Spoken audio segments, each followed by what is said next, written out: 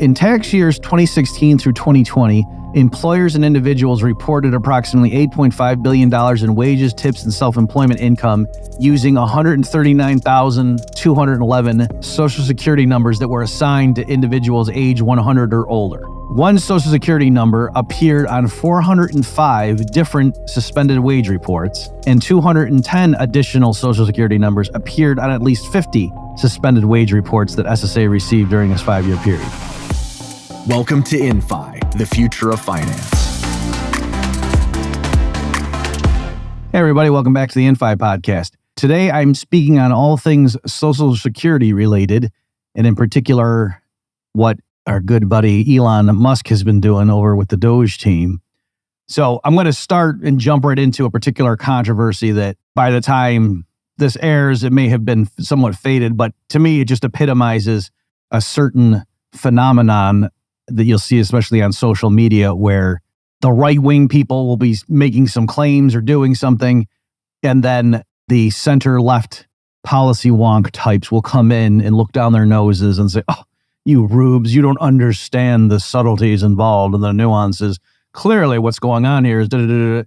And they'll just paint their opposition as a bunch of buffoons. Whereas if you really know what's going on, you'll see that the instincts of the first batch of people were correct. And the people coming in to poo-poo them, the educated elitists, were just focusing on real nitpicky details and missing the whole spirit of what the original complaint was. Okay? Related, this phenomenon I'm talking about, you may have seen the bell curve meme where it shows like the real dumb guy on the left end of the intelligence curve having an opinion. And then in the middle, there's like the midwit guy, the middling intelligence, who's sharper than the average Joe, but isn't a genius. And, he has the opposite view. And then you go further to the right for the super genius ninja types. And they also agree with the dumb guy on the left. Obviously, their understanding of the situation is more subtle and nuanced, but basically the guy on the left is correct. And it's the elitist snobs in the middle who just have a little bit of knowledge that are actually wrong. So that's an example of that. So why don't we jump right in? I am going to share a couple of screenshots as we go through this stuff. So here, what you're looking at is a tweet from Justin Wolfers, who is my favorite establishment economist now to grab as an example of here's what the snobby elites are telling you. And it used to be Paul Krugman, but Krugman he kind of got to be too redundant for me. So now it's Justin Wolfers is scratching that itch on my behalf. So as you can see here in this screenshot, it's like a nested thing. So the original tweet that was made back on February 11th came from Donald Trump Jr., right? So not President Trump, but his kid, who says, OMG, it's so bad what's been happening to our country and your money. Breaking, : Musk says there's people over 150 years old collecting Social Security. All right, so that was the announcement as of February 11th. So more revelations have come out since then, which we'll get to in this episode of InFi, but I want to just go back to this original response from the smartest guys in the room and telling the rank and file, oh, don't worry, these MAGA idiots don't even understand what they're dealing with, because this whole thing blew up in their face, and it's just kind of funny to me. It blew up in the elitist's face. Okay, so there's that. So this person, Toshi, then retweeted Don Jr.'s tweet and said, it looks like Elon's genius coders don't know how COBOL works. So COBOL is an old school programming language, right? Like Fortran was another one, right? So this is old school when they first really started programming computers. So this is Toshi continuing in his tweet. Social Security runs on COBOL, which does not use a date or time type. So the date is stored as a number using the ISO 8601 standard. The epoch for this is 150 years ago, in 1875, also known as the meter standard. So if you don't know the date of something, it will be a zero value, which in COBOL will default to 1875. He's got a dash 150 years ago. Okay, so to make sure you understand, the initial response from this guy, Toshi, to Don Jr. saying, oh my gosh, Elon Musk is telling us behind the scenes here, and he gave me permission to tweet this out, that his DOGE guys, these young whiz kids that are sleeping on couches and stuff inside the offices of various government departments, they're uncovering crazy stuff when you dig into the Social Security files. And so again, Donald Trump is saying, Musk is telling me there's people over 150 years old collecting Social Security.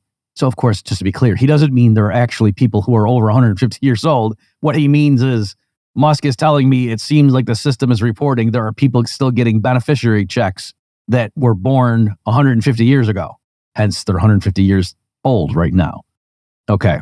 And so the right-wing MAGA types were freaking out about that. Like, oh, wow, this corruption's even worse than we thought. And so now this guy Toshi is coming along to drop some facts and knowledge on everybody. And he's saying, oh, these idiot 18-year-olds that are working for Musk, this legacy system, they don't know what they're dealing with. They're just a bunch of teenagers diving into something because the way the Social Security system runs on this old programming language COBOL, and in that, the way they store a date, it's just as a number. And so if you had a missing field, so if the date is just blank for a particular record, then the system would store that as a 0. And the way that COBOL works is the starting point was when this particular treaty, the Treaty of the Meter, was signed, and that happened to have been in 1875. Right. So this was a treaty. I had to go Google this. This isn't something that I knew about. But this was like a bunch of international authorities came together back in 1875 just to recognize various, to have a commonality and of weights and measures and stuff like that, so that scientists working in different countries, they're using the same units and things, right? That's what the point of that was. Okay. So this guy is saying the ISO 8601 standard is based on when that treaty was signed, and that was in 1875. And so by convention, the 0 point in terms of how do you measure time in this system, or this, according to this metric, it's the 0 point starts in 1875. And so this guy's theory is the DOGE team thinks they're uncovering systematic payments to people who are in the system 150 years old, when no, you idiots, what's clearly happening is there are a bunch of records that are incomplete in the system, and those are people who don't have anything entered for their date of birth. And so the system is interpreting that as, oh, it's a 0 because it's blank. And the 0 point and the way we measure things internally in our COBOL framework or architecture is born in 1875. And so since the year right now is 2025, well, 2025 minus 1875 is 150 years. And so what people are seeing is this big bucket of people who are 150 years old. And Musk thinks that's evidence of widespread fraud, when really it's just evidence that in the database, there's a cluster of records that don't have anything entered in the date field. You idiots. Okay. And so then Justin Wolfers now appreciates the significance of Toshi's theory and sees how hilarious it would be, because Justin Wolfers hates Trump's guts and he doesn't like Elon Musk and thinks they're coming in and just ripping stuff up because, number one, they hate poor people, and number two, they want to just cut back on government spending and give big tax cuts to their billionaire crony friends. All right, that's Justin Wolfers' theory as to what's going on here. So when he sees Toshi's hypothesis as to what's going on, it's too good to be true.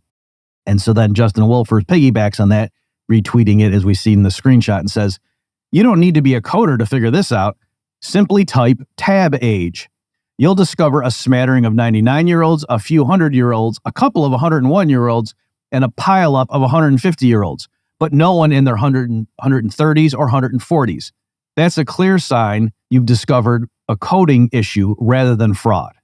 Okay, so I hate to belabor the point, and sorry, folks, for those of you who got this right away, but I want to make sure everyone understands what Toshi and now Justin Wolfers think is going on. They think what the database looks like is that there are a bunch of people in the Social Security database listed as being 80 years old. There's a bunch of people, but fewer listed as 90. There's some, but fewer as 100. And then it really drops off rapidly when you get up to, 101, 102. And then there's nobody in the database that's listed as being 140 years old. There's nobody listed being 145. And so, but then there's this big cluster of people who are listed as being exactly 150 years old. All right. So Toshi and Justin Wolfers have convinced themselves that that's what Elon Musk told Don Jr. and John Jr. tweeted out. That, hey, there is this big bucket of people that are exactly 150 years old. How screwed up is that? That's fraud. And they're saying, no, you idiot. If it were fraud, you would see a more uniform spread of people over the different age groups. Clearly, because what you see instead is nobody aged 130 and 140 and so on, but then all of a sudden a bunch of people age 150. It's clearly a coding issue, you dorks. Right? Okay. So now let's go through and explain why that move by the midwit crowd is indefensible. And this blew up in their face like within 48 hours after they put it out. Okay, so one thing in terms of just the technicality of it that's funny is the Treaty of the Meter. Yes, it was signed in 1875, but it wasn't signed on January 1st. It was signed on May 20th. And so even if you stipulate that this guy Toshi, I think it's a guy, is right about everything, his theory would explain why there's a big bucket of people that are 149 years old right now, because they haven't yet had their 150th birthday because we're not yet to May 20th. Okay? So there's that element that even if it were true that what Elon Musk told Don Jr., who then tweeted it out, was there's this big cluster of people who are 150 years old getting paid, that wouldn't be right. It would have to be a bunch of people who are 149 years old right now, right? And that, but nobody who was 148, 147, and so on. Okay. Another problem with this theory that people pointed out was, how is this supposed to reassure us, guys, if you're saying the Social Security system is paying people that don't have a date of birth in the database? That's supposed to calm us and say, oh, it's just that they don't have a date at all. It's not that there's anything fraudulent going on. That's not reassuring. So when I started arguing with Justin, I was pointing out, if it were fraud, in other words, what he's really showing us is if it were a simple coding issue, the data would look like the pattern that he described. There'd be a bunch of people in the normal ranges, then it would trickle off fairly rapidly. Once you got above 100, there would be nobody, and then a big spike at 150. I was agreeing that yes, if the explanation were it was simply that a bunch of the records have a missing DOB in that field, then the data would look like what you're saying. But that doesn't mean because the data looks like that, therefore there's no fraud. And as I pointed out, I said, because if by hypothesis, under your theory, people can still get paid even if they don't have a DOB, why would a fraudster come in and try to use a social security number for someone that was 130 years old rather than setting up a fake account with no DOB? Because you're admitting, oh yeah, checks can go out to people with no DOB in the system. So that doesn't make any sense. My joke was, I said, that'd be like if you went, you were like a 19-year-old and you're trying to get a fake ID so you could go to the bar with your friends and drink, and you had them put that your date of birth was February 31st, 2002 or something, right? That would be kind of dumb to make up a date of birth that doesn't make sense. So likewise, it wasn't obvious to me why, if there were a bunch of fraudulent entries, that they would pick social security numbers pointing to people that were, age 130 or something, right? They could, but I was just saying it's not obvious to me why, if the data looked the way it looked, that they thought it looked, that, oh, therefore it can't be fraud, right? Okay, so there was that element.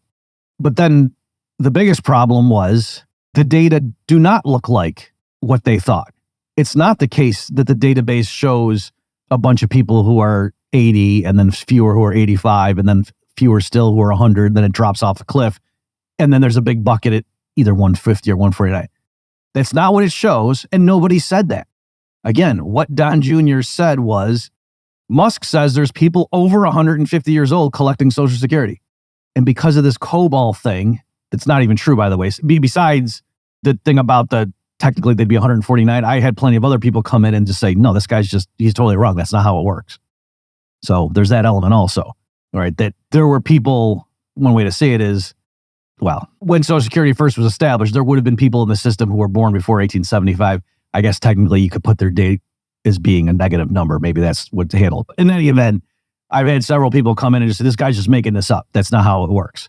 The meter standard is a real thing. And this ISO 86801 is a real thing, but he's just saying his explanation here, that's just not correct. Okay. So anyway, back to my point though, it doesn't look like that, right? They were just assuming that's what the data looked like, but it doesn't. And that was clarified when Elon came out on February 16th. And so here, we'll put this screenshot up just so you guys can see what I'm talking about. Elon had a tweet saying, according to the Social Security database, these are the numbers of people in each age bucket with the death field set to false. Maybe Twilight is real and there are a lot of vampires collecting Social Security. And he's got two crying, laughing emojis. All right. And so this table, I'll just say some of these in case you're not watching the video of this episode. So he's got it in different 10-year buckets, right? So the age range 0 to 9 count is 38.8 million. Age range of 10 to 19, the count is 44.3 million, and so on. Okay. And then he's even got age 110 to 119, 3.6 million people. Age, jumping ahead, 150 to 159, 1.3 million. Age 180 to 189, 695 people, and so on. And then between age 240 and 249, there was one person. And between age 360 and 369, there's one person. Okay, and again, what is this specifically? Elon's saying this is the Social Security database and saying it has records on these particular Americans. And these are people in the database where we have their date of birth. That's how we know how old they are. But there's also a field that says, are they dead or not, true or false? And it's listed as false, right? So for these records, these people, you have your date of birth and they're still alive according to the database. And judging on their date of birth, you can see how old they are. And like I said, you've got between 140 and 149, that age bracket, there's 3.5 million people. Okay, so you see what Justin Wolfers said would be evidence of fraud is actually what the system looks like. But when this dropped, you folks aren't going to believe this. You might have thought Justin Wolfers would have come out and said, oh, since I earlier, 3 days ago, said, what we would expect to see if it were just a database issue is this, whereas if it were fraud, we would see this other pattern. And now the pattern is exactly what I said you would see if it were fraud. You might think I'm going to say, hey, we should look at it. No, that's not what he said. Instead, he jumped in with and said, we've known all along that this is what the database looks like. This is just showing the records of people who have Social Security numbers. This isn't showing that all these people are getting paid. We've known for years. There have been Inspector General reports saying that, yes, there are millions of people in the Social Security database that can't possibly still be alive based on their date of birth, and yet the system still thinks they're alive. And Justin Wolfers is saying, but don't worry, they're not getting paid. That's like a separate list of people. And so all this is showing is that the people in the system. And then he followed up and said, and moreover, there are millions of illegal immigrants who use Social Security numbers associated with people who are long dead, but yet the system thinks they're still alive. And that's how they get a job, because they need a Social Security number. So a lot of, they just write down random numbers and it'll hit. And so we know that there are millions of such numbers pointing to people that clearly have to be dead, but the Social Security database thinks they're alive. And illegal immigrants are using those numbers in order to work. And if you guys are stupid enough, you MAGA idiots, to shut all that down, you're just going to be cutting off the flow of incoming payroll taxes from all those illegal immigrants who are employed and using some dead American Social Security number that the database still thinks is alive. And that's why it still is a valid number. And those people can't get paid because they're illegal immigrants, right? So that was the next wave of argument. It wasn't just Justin Wolfers, but a lot of other, again, beltway type intellectual policy wonk folks coming out and Elon Musk doesn't know what he's talking about here. Yes, the Social Security database has millions of people who are over 110 years old listed as being alive, but that doesn't mean they're all getting paid. And again, if you guys were to just shut that down, you actually would be reducing the fiscal position of the U.S. government, because a lot of those numbers are held by illegal immigrants who are paying payroll taxes, but yet they won't be able to collect benefits down the road when they retire because they're illegal. All right. The point of all that was, Justin Wolfers et al. Explaining why they're so smart and these MAGA people are dumb. And so, like I said, Justin Wolfers, even though the pattern is exactly what he said 4 days earlier would look like if it were fraud, he still didn't think it was fraud. But he did admit that, oh yeah, there's millions of illegal immigrants who are using those numbers, right? So partly I'm stressing that because, as I'm sure many listeners know, it's not as if the MAGA people are cool with millions of illegal immigrants. Right? So this hardly shows that Elon Musk is finding a big nothing burger for them to come back and say, oh, no, we've known this for decades. Okay. So now, why don't I dig into this related claim that, let me just stipulate at the outset to concede. I do think Elon was being unjustifiably provocative with his tweets. All right. And that's certainly something that Elon is wont to do. Okay. So yes, Elon was certainly not just leading people to believe, but outright saying, look at all these people that are in the system over 150, 200 years old, and we're sending them Social Security benefit checks. That he has not established that. Okay, so I want to be clear, that could still be happening, right? The critics aren't proving that it hasn't happened, but I'm saying what Elon is showing, strictly speaking, the critics are right on that point, that the Social Security, there's one database that just has the records of people. That's not literally the same thing. It's not, to get a beneficiary check, it has to be more than just that database thinks you're not dead and that you're, over 59 and a half or whatever. Okay, so there's more hoops you would have to jump through in order to be getting a check. Okay, so that is true. I just want to be clear. I don't want to skip over that part. So I'm not here defending everything that Elon said. What I'm showing, though, is the critics who are just, oh, you idiot MAGA folks said one thing and then exactly that came true. And instead of realizing, oh, yeah, we kind of paint ourselves in a corner, they just flipped to a different argument. And so it just kind of shows that they're just throwing stuff at the wall to see whatever sticks. Like that COBOL thing, did they apologize for, oh, yeah, that was totally wrong. We just made that up. And then we convinced a bunch of our followers for a few days there that the Social Security database had nobody listed as being 120, 130, 140, and this huge spike at 150. We just made that up. Nobody said that. Nobody even implied that. Don Jr. said, he said they were over 150, right? That doesn't mean there's a big spike at precisely 150.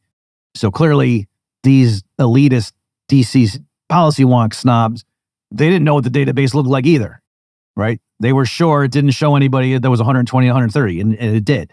Millions, right? So I'm just saying they don't know what they're talking about, but yet all they need is one little data point of someone coming up with a hypothesis that would make MAGA look bad, and they ran with that. And then with no shame, just pivoted to something else when that thing blew up in their face.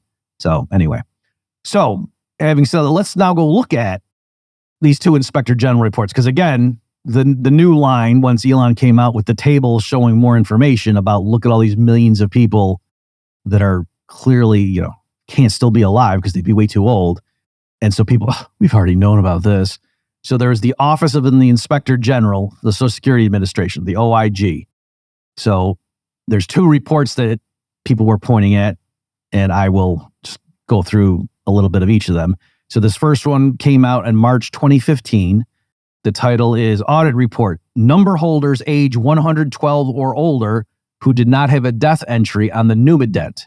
So Numident is Numident. All right, and this is from the Inspector General to the Commissioner of the Social Security Administration.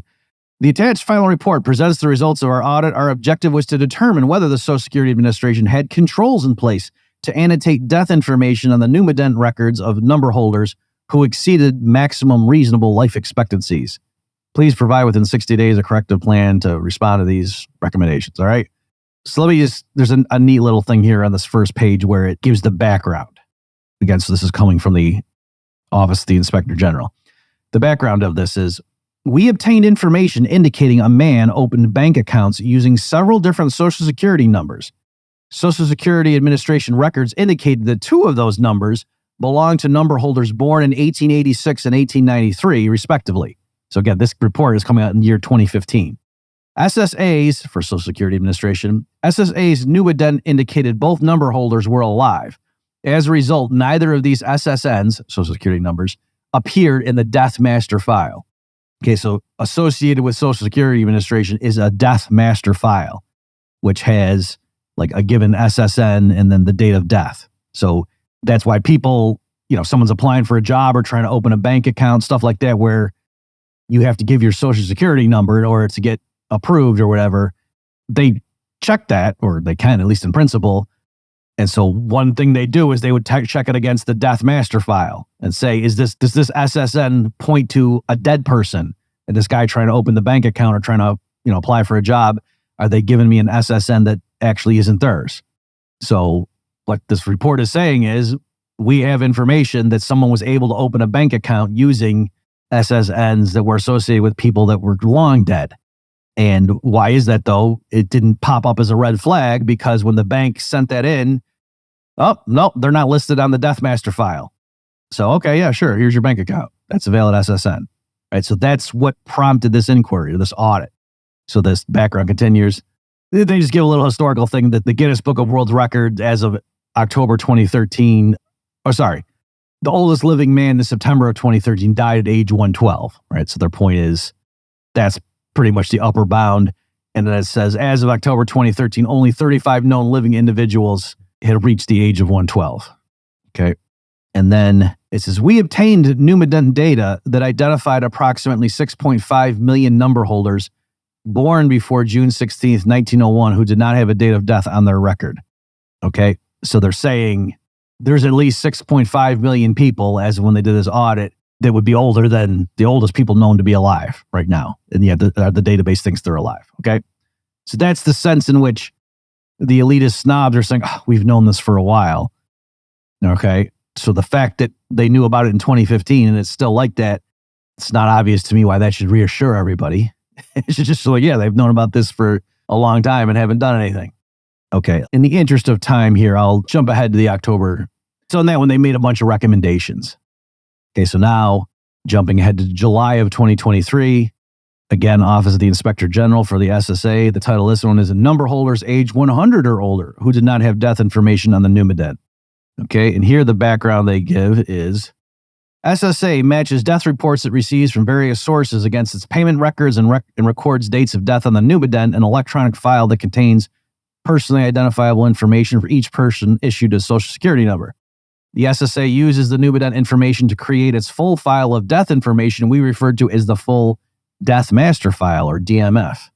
And SSA shares the full DMF as authorized with federal benefit-paying agencies. In our March 2015 review, so that was the report that we just went through a minute ago, folks, we found that SSA had not established controls to annotate death information on the Numident records of 6.5 million number holders who exceeded maximum reasonable life expectancies and were likely deceased. Therefore, the number holders' information did not appear in the DMF. SSA agreed at that time to explore the feasibility of an automated process to update the millions of Numident records. And now in this review, we expanded the scope to include number holders age 100 or older. Okay, so in other words, back in 2015, they just went through and documented who in the database is listed as still being alive when they're 112 years or older. And here they expanded to say, who right now does the database says they're still alive that are 100 or older? Okay, let me just read some of the interesting excerpts from this one. In tax years 2016 through 2020, employers and individuals reported approximately $8.5 billion in wages, tips, and self-employment income using 139,211 Social Security numbers that were assigned to individuals age 100 or older. SSA transferred these earnings to the earnings suspense file primarily because the personally identifiable information provided on the wage reports did not match information in SSA enumeration records. One Social Security number appeared on 405 different suspended wage reports, and 210 additional Social Security numbers appeared on at least 50 suspended wage reports that SSA received during this 5-year period. Okay, just to make sure you're not getting lost, they're not saying $8.5 billion in benefits went to these numbers. What they're saying is there were people who were employed and they were using Social Security number. When you get hired, you got to give your boss your Social Security number. And so the employers are following the law and, hey, they're reporting the wage and tips and whatever income to the government with the associated SSNs. And so the government has that information coming in. But other information on those reports in terms of like the person's address or whatever, personal identifiable information made them, the Social Security Administration, think, wait a minute, this can't be valid. This doesn't match up. Something's wrong here. So they were putting those to the side.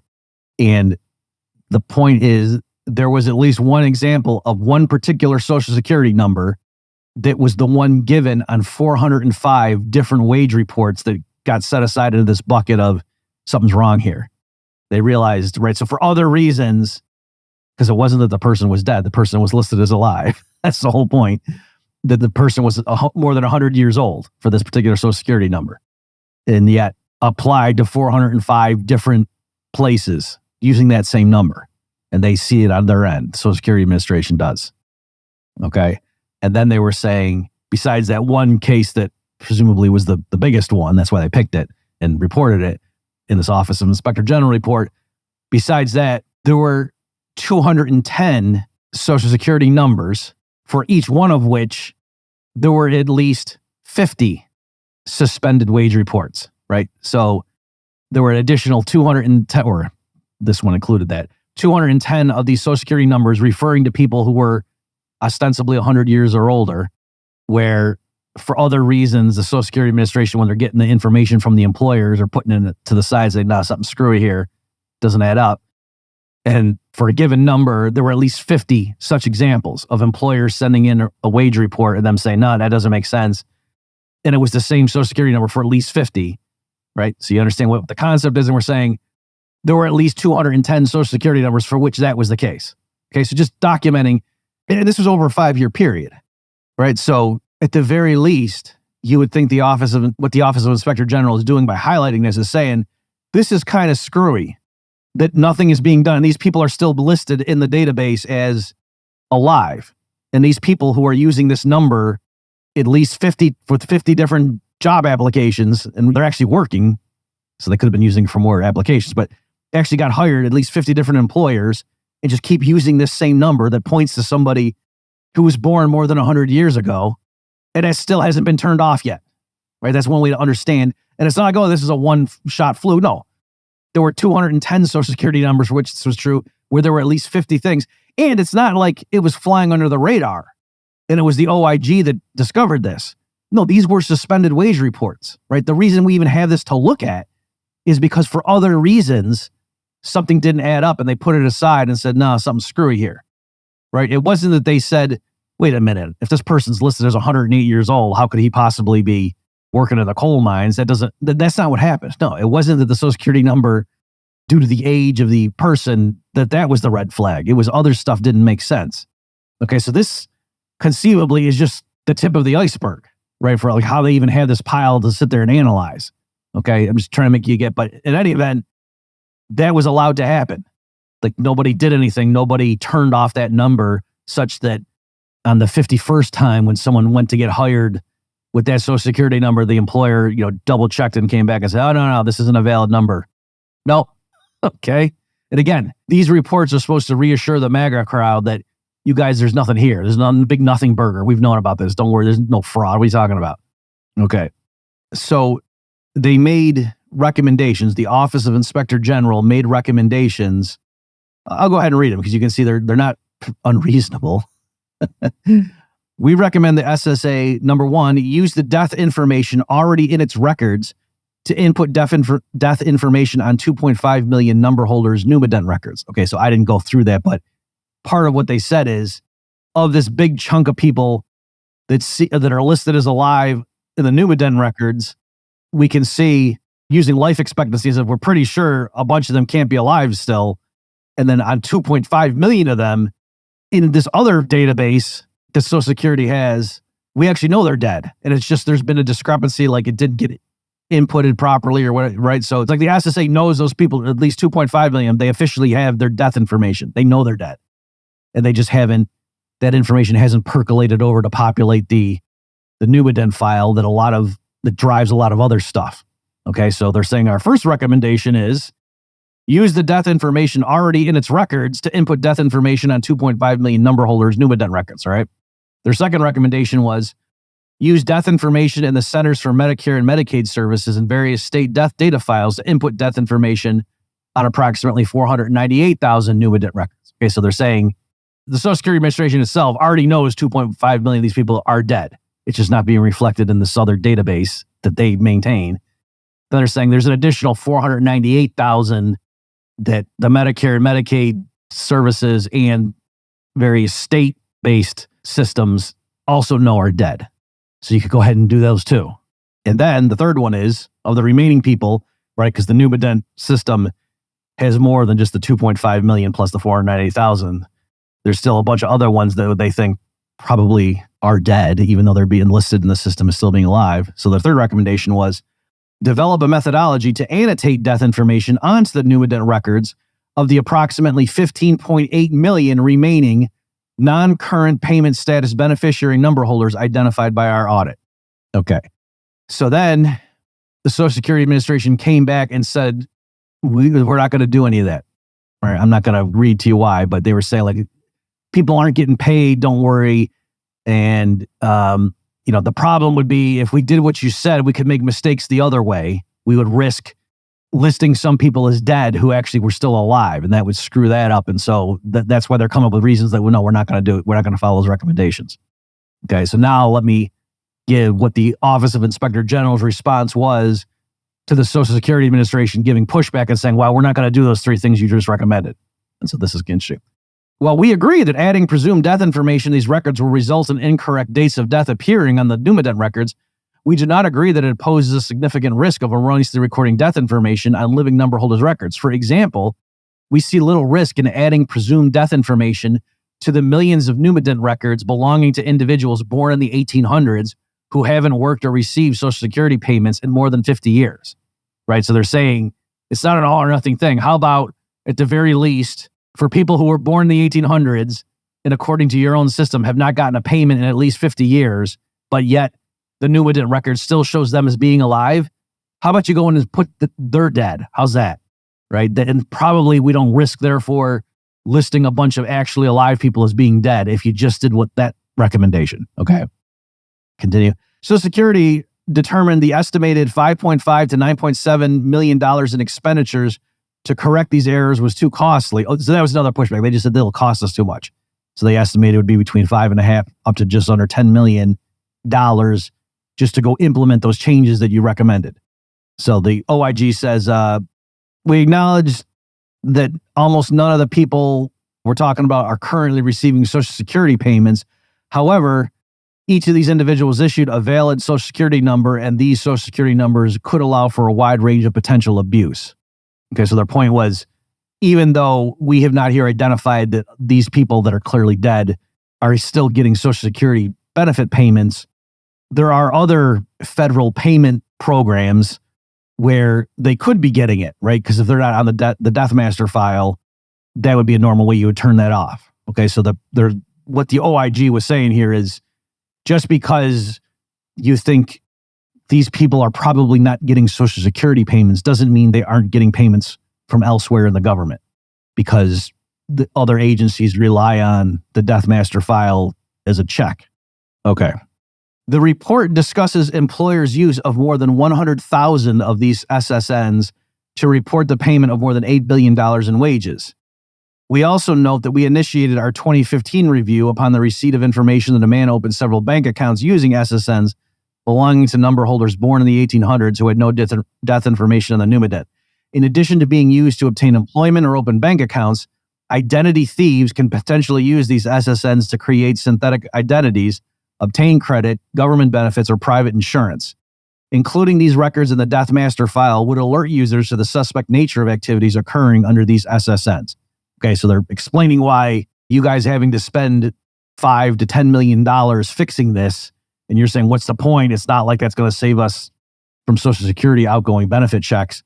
They're pointing out, well, no, there's lots of fraud that's going on with these numbers because the system is still reporting these people as being alive, even though they're clearly dead. All right, so I'll stop there.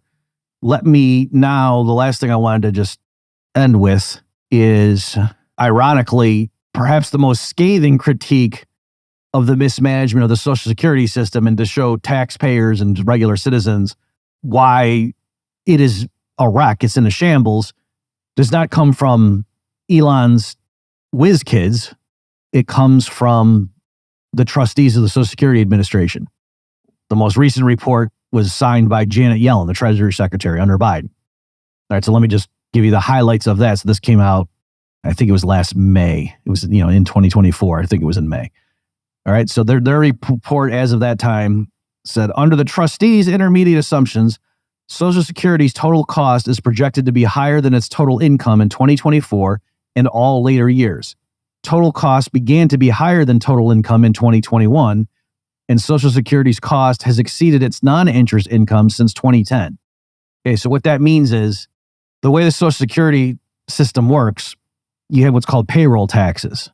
And from the mid-'80s onward, for a while, it was generally the case that workers paid more in payroll taxes into the Social Security system than retired people and the disabled and whatever got in benefit payments from the Social Security system. Okay, so on a year-by-year basis, more was being paid into Social Security than was going out in the form of checks. And so what was happening, you say, oh, then the government then went and invested that in a diversified portfolio in order to have that grow at interest. No, the government just spent it, of course. So in a Dumb and Dumber fashion, they have nice IOUs from the Treasury. Oh, that's a keeper. That's good. You want to hang on to that one. That's what's called the Social Security Trust Fund, right? So the Social Security Administration, viewed as an isolated, independent financial entity, was running surpluses those years. Ironically, if people know this, because under the Reagan administration, they jacked up the worker contribution for the payroll tax. Okay, so that's why more was flowing in from the mid-'80s onward than was going out. Okay, and so with the surplus funds, the Social Security Administration would effectively lend those to the government and get treasuries in exchange, right? Just like if a private company had a surplus and they went and bought government bonds with it. That's, okay. So that's what people mean by the Social Security Trust Fund. So Treasury securities earn a rate of interest. There's a yield on them. And so after a while, this trust fund got big such that just the year by year earnings in terms of the interest was itself a sizable number. And so what the thing I just read to you is isolating is saying, as of the year 2020, the amount of money collected from workers' payroll contributions, on their paycheck, when you see how much is being taken out for Social Security, that number became lower than the outgoing benefit payments as of 2020. And it's been the case ever since. Okay. However, between 2020 and up through between 2010 and up through 2020, if you included as part of Social Security's income, not just the flow of worker contributions from their paychecks, but also the interest earnings on that stockpile of Treasury securities, the Social Security Trust Fund, then it was still the case that Social Security was above water, that their payments were lower than their income. If you included in the income the yield on this big boatload of Treasury securities that they were sitting on. Okay. But then even that flipped in 2021. From 2021 forward, and as will be the case continually now, even if you include the interest earnings on the trust fund, add that to how much is being taken out of workers' paychecks, that is not enough to cover the outflowing benefit payments. Okay. And so what that means is now every year, in order to meet those benefit payments, the Social Security Administration is engaged in dis-saving, right? They're drawing down the Social Security Trust Fund because the interest earnings from that it kicks off are not enough to cover the shortfall. So they actually have to sell some of those in the open market. And so that's drawing down the trust fund. It's consuming it. The trust fund is now shrinking year by year. Okay. Another excerpt from the report. Under the intermediate assumptions, the projected hypothetical combined OASI and DI trust fund asset reserves become depleted and unable to pay scheduled benefits in full on a timely basis in the year 2035. Okay, so that trust fund, it's shrinking every year now. In the year 2035, it's going to be gone. And so what happens then? At the time of depletion of these combined reserves, continuing income to the combined trust funds, so they're linking like the retirement, old age retirement income and the disability fund. They're linking it, they're consolidating it. We're talking about it as a single unit. They're saying workers' contributions from their paychecks going forward at that point, because now there's no trust fund to draw on to augment the difference, would be sufficient to pay 83% of scheduled benefits. Okay, so the idea is if we just continue on the present trajectory, that trust fund is getting whittled down year by year. It's going to run out in 2035. And then at that point, worker contributions are only going to be able to support what Social Security beneficiaries are getting, and also the people getting disability via the SSA are only going to be able to receive 83% of what they're supposed to be getting from that point forward, because now there's no trust fund to augment the difference. By the way, it doesn't mean that's what will happen. It's possible they'll come up with some measure, but whereby the federal government lends money or something to backstop it. Okay, so don't misunderstand. I'm not here telling you that's what's going to happen. I'm just saying that's what the fiscal situation is. That right now they're able to be paying more to beneficiaries than worker contributions through payroll taxes can support, because they still had this trust fund that they built up over the decades. But they're eating through that rapidly, and that's going to run out in 2035, according to current projections. Okay. One last one I'll give you here, then we'll wrap up, folks. What they also do, so you can see how there's a mismatch. In big picture, what's causing that? It's because it's the aging of the population and the low birth rate. So over time, the age distribution, particularly with the baby boomers getting older, is shifting so that the number of workers who are, out there paying payroll tax compared to how many beneficiaries are receiving checks from Social Security, that has shifted over the decades. And so there are fewer workers supporting a given Social Security beneficiary now than was the case in 1960, let's say. Okay, so that's the demographic shift that's really burdening the system here. Because again, it's a pay-go system. It's not that your payroll contributions are going into some portfolio somewhere that's being managed on your behalf and that's going out and earning assets. No, the money you pay into Social Security is spent that year. It goes out the door to other beneficiaries and it's gone. There's nothing to show for it. It's just the system works by, oh, well, don't worry. We're having you pay for the retirement of people right now. But when it's time for you to retire, the next generation of workers that's coming up to replace you, we're going to tax them and they'll pay for your retirement. We'll just keep doing that, right? That's why some people refer to it as a Ponzi scheme. So that can work so long as the number of workers who come in to replace the people retiring, like that the amount is the same, right? But it doesn't work if the birth rate drops and that there was a high birth rate after the World War II with the so-called baby boomers. And now there's like this big bulge in the income distribution that's moving through the pipeline, right? So that's what's driving a lot of this. So one last calculation I'll give you. And again, this isn't from some critic. This isn't from the Cato Institute or the Heritage Foundation. This is from the Social Security's own trustee report. Is they say, let's take a 75-year horizon. Okay, over the next 75 years, let's look at, they got to make assumptions about economic growth and productivity and things like that and how long people live and such. But given the current benefit schedules and the payroll tax rates, making some assumptions, over the next 75 years, there's going to be a mismatch, right? As we've seen, worker contributions is not going to be enough to fund outgoing benefit payments.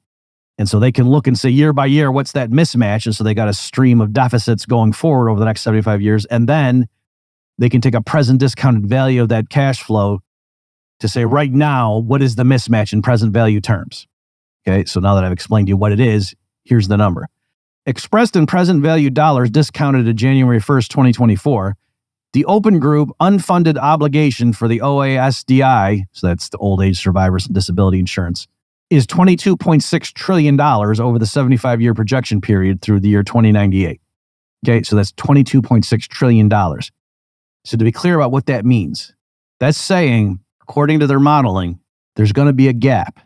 In order to pay everybody's promised Social Security benefits and disability over the next 75 years, the workers they think paying in, that's not going to cover it. In order so that everybody could be paid without posing an additional burden on the Treasury, they would need right now a pile of money that was $22.6 trillion that they would then invest to earn interest so that each year they could have that to cover the shortfall. Or another way of putting it is the Social Security Trust Fund right now would have to be an additional $22.6 trillion in order for Social Security to get over the next 75 years without having to skimp on anybody's promised benefits. All right, that's another way of putting it. Okay, so that 22.6 trillion, again, that's not just saying how much they got to pay people. That's the discrepancy in what people think they're going to get or are supposed to get according to the current schedule and what the worker contributions are going to be able to support.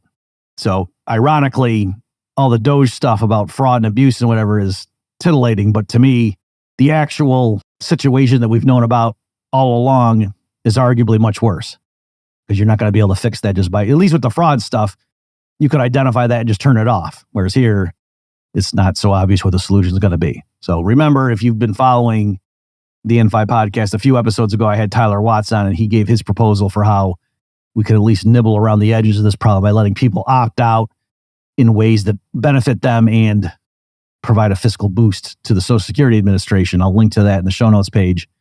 But until then, thanks everybody for tuning in. We'll see you next time.